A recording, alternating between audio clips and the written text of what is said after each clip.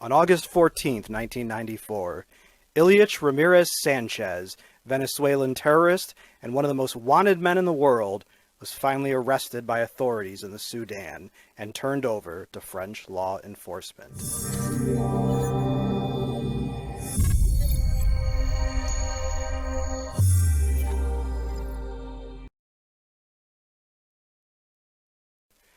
The man who was dubbed Carlos the Jackal by the media after the Frederick Forsyth novel from 1971, The Day of the Jackal, had been fighting against Israel on behalf of the Palestinian people for close to 30 years.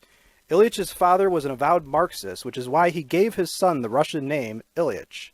Ilich's two siblings were named Vladimir and Lenin. Predisposed to hate the capitalist democracies of the West, Sanchez joined communist organizations and went to a terrorist training camp conducted by Cuban advisors. He then attended Patrice Lumumba University in Moscow, but was expelled in 1970. From there, he went to the Middle East, where he began his career as a guerrilla fighter and terrorist for the Popular Front for the Liberation of Palestine, PFLP, terror organization. It was his recruiter to the PFLP that gave him the code name Carlos. In 1973, Sanchez went to England and was involved in bombing and assassination plots. Afterwards, in 1975, while in France, he murdered two French DST law enforcement agents who had tried to arrest him. Later that same year, he took part in an attack on the OPEC headquarters in Vienna, taking hostages and receiving millions of dollars in ransom.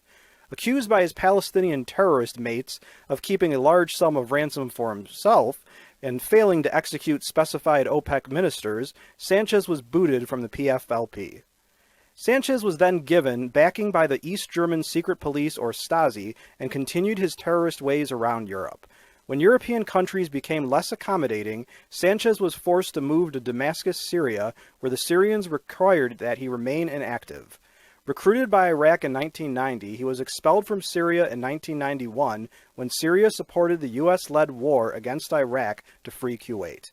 Sanchez ended up in the Sudan, and Western countries tried repeatedly to get Sudanese officials to extradite him.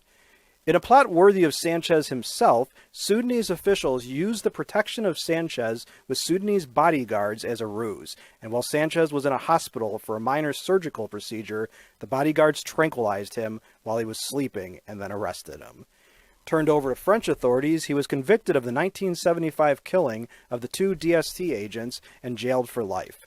He was later convicted of killing 11 other people and injuring 150 more and sentenced to another life term in 2011, and then in 2017 he was sentenced to yet another life term in prison.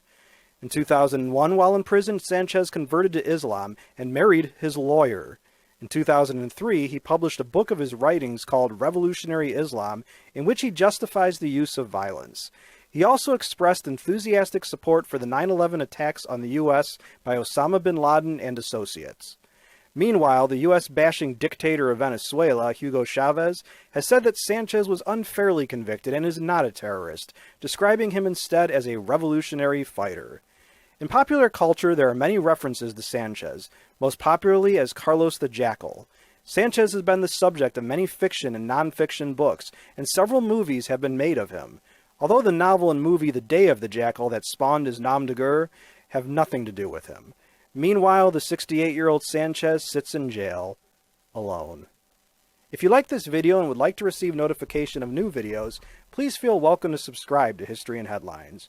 Your viewership is much appreciated.